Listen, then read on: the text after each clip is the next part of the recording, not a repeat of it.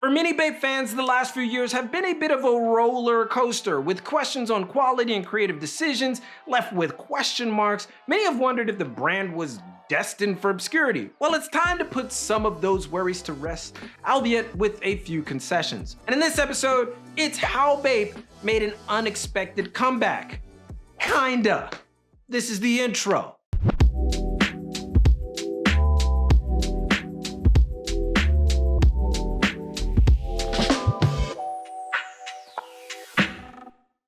The ebbs and flows of Bape's relevance have been well documented, to its almost 50 million per year profits, to its lowest of lows after being sold by Nigo for a paltry $3 or $4 million USD. Can't always remember that number, but it was low. Since then, the brand was exclusively owned by Hong Kong conglomerate IT, but as recently as 2021, officially became an independent entity. However, with the caveat being that they're co-controlled by CVC. I don't know how that works, if they're independent but also co-owned, but you get the point. Per the info on the deal, CVC's plan is to bolster the brand's geographical and online expansion, and will look to grow Bape's presence in Europe, the US, and China. This means that Bape and all of its sister brands, Ape, Baby Milo, Bape Black, and Mr. Bathing Ape, to name a few, will likely soon get more retail spaces around the world. And while that sounds like splendiferous news to some, a simple acquisition doesn't automatically mean a comeback. In fact, oftentimes it means the exact opposite.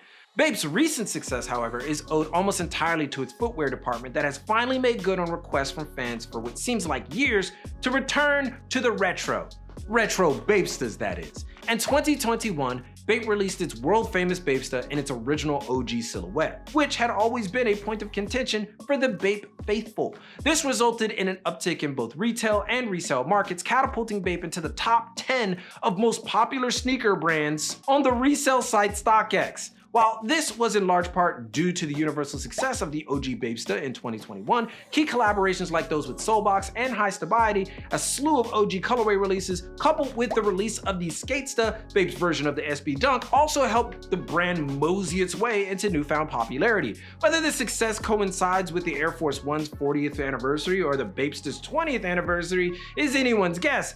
But Bape plans to continue on this footwear success with collabs with the likes of Jound in 2022. However, this is where the kinda start. Despite killing it in footwear, Bape Apparel has seen better days. While the label still enjoys popularity across the board, it continues to lose ground in the apparel arena just a tad bit every year. Bape fans have nothing serious to worry about, but it does point to Bape either evolving its look or maybe following the lead of its sneakers by employing an OG retro strategy. Bape for years has tried to extend its reach with often head-scratching collabs that didn't really fit the mantra of the brand.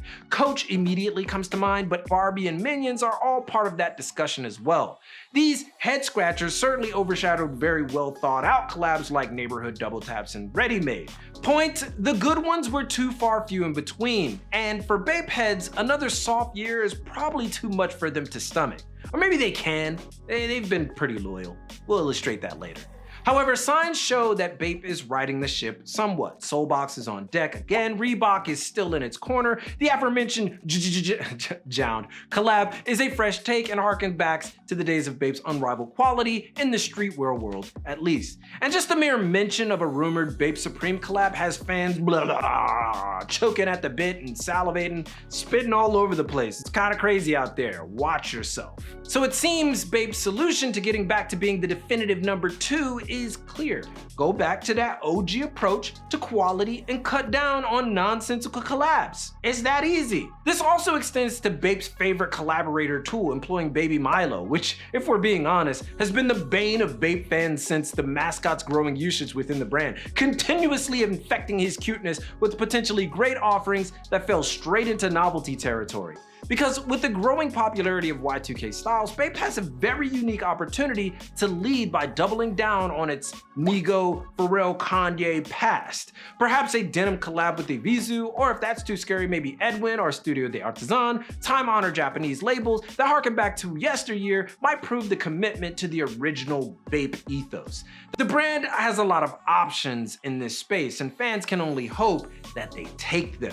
Bape, like many successful labels, are probably never going to go away. Bape is never going to die. However, there are times when even big brands lose their way. This is usually due to catering to an entirely different market during expansion. Some get expansion right, like Nike. Others, like Bape, trade up for less than loyal customers, leaving diehards on nostalgic island wishing for the greener pastures of yesteryear. Now Bape is going back to these same loyalists for a pick-me-up. And Bape as a company is damn lucky they stayed on board for the most part.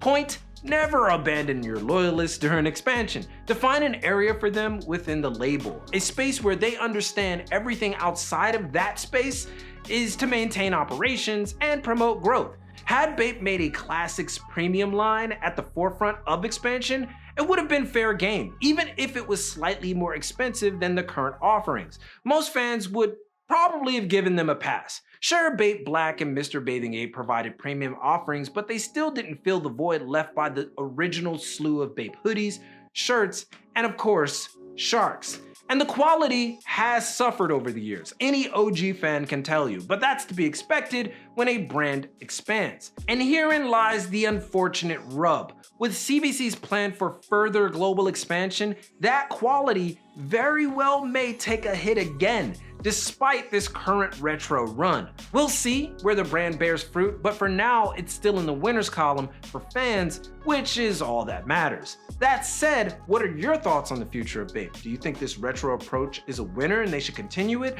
What would you suggest to the brand if you could? They may hear it. Let it all be known in the comments. And if you want an extended episode on this very topic, as well as a host of extra content concerning all corners of fashion, including the business, and access to our private Discord, check us out on Patreon. The link is below here somewhere. However, subscribing takes a moment and costs you nothing. So do that, hit the like button if you enjoyed this video, and suggest something else that you would like to know about. Turn on notifications, but most importantly, keep it locked right here for all of your info on international fashion, culture, and business from Tokyo. It's your boy, and keep it casual. Yoroshiku onegaishimasu.